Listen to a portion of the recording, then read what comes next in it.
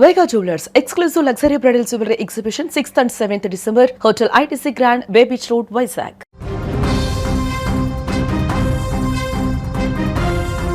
తినడానికి తిండి ఉండదు కానీ మీసాలకి సంపంగి నూనె అన్నట్టుంది ప్రస్తుతం పొరుగు దేశం పాకిస్తాన్ పరిస్థితి. మాటలు కోటలు దాటుతాయి, గొప్పలు చెప్పుకుంటారు కానీ అప్పులు తీర్చలేరు. ప్రస్తుతం ఆ దేశం పరిస్థితి ఎలా ఉందో తెలుసా?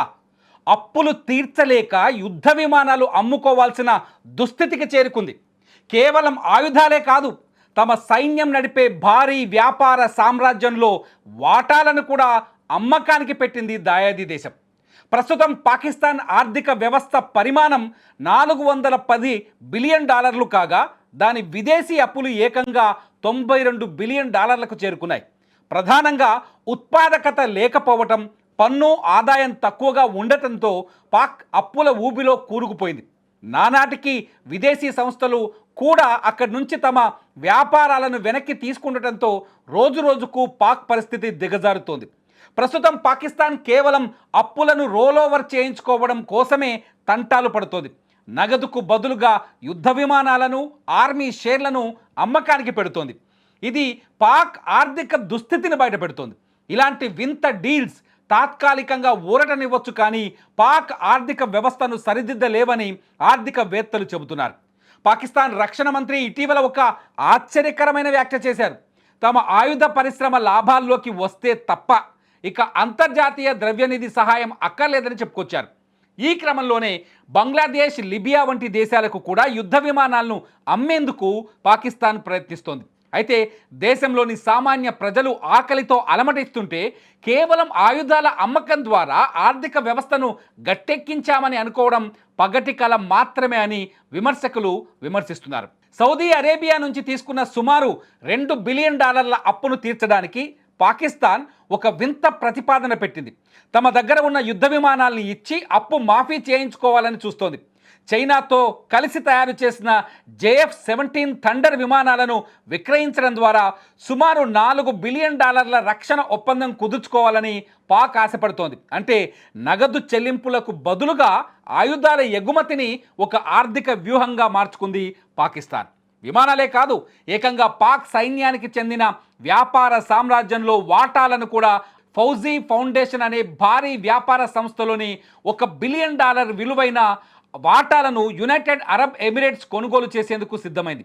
మార్చి 31, 2026 నాటికి ఈ ప్రక్రియను పూర్తి చేయాలని పాకిస్తాన్ ఉప ప్రధాని ఇషాక్ దార్ లక్ష్యంగా పెట్టుకున్నారు.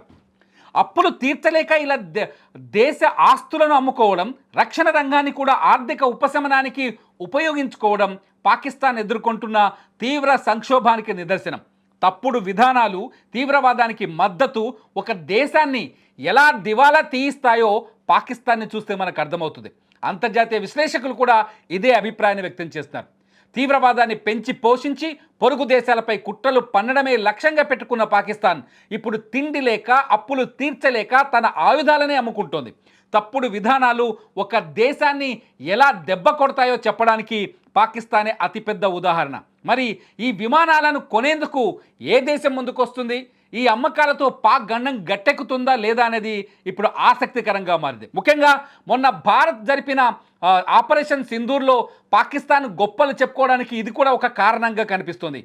చైనాకు సంబంధించిన జెట్ విమానాల అమ్మకానికి పెట్టి, అంటే చైనా నుంచి దిగుమతి చేసుకున్న JF-17 విమానాల్ని ప్రపంచ మార్కెట్లో అమ్మకానికి పెట్టడానికి, ఆ విధంగా ఆయుధ పరిశ్రమల్లో లేకపోతే ఆయుధాల అమ్మకాల్లో ఆదాయాన్ని సమకూర్చుకోవడానికే భారత్పై మేమే పైచేయి సాధించామంటూ తప్పుడు ప్రచారం చేశారు పాకిస్తాన్ ప్రధానమంత్రి.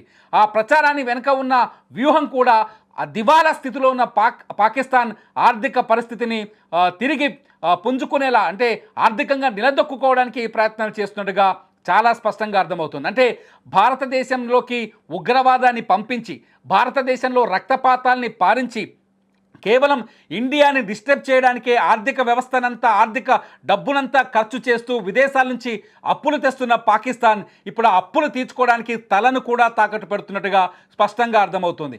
భారతదేశంలో రక్తపాతాన్ని చూడడం కోసం, అశాంతిని నెలకొల్పడం కోసం పాకిస్తాన్ ఎంతటి సాహసానికి దిగజారిందో ఈ స్థితిని చూస్తే, ఈ ఆర్థిక స్థితిని చూస్తే అర్థమవుతుంది. ఇప్పటికే పాకిస్తాన్ అధిక ధరలతో సతమతమవుతోంది. అక్కడి ప్రజలకు ఆకలి తీరలేని పరిస్థితి ఉంది.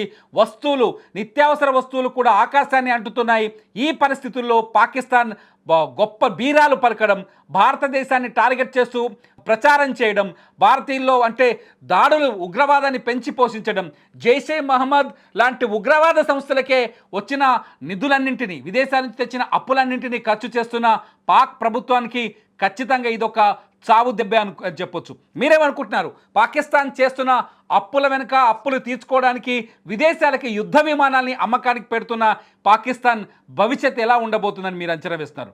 మీ అభిప్రాయాన్ని ఈ వీడియో కింద ఖచ్చితంగా కామెంట్ చేయండి. చూస్తూనే ఉండండి అప్డేట్స్ కోసం సుమన్ టీవీ.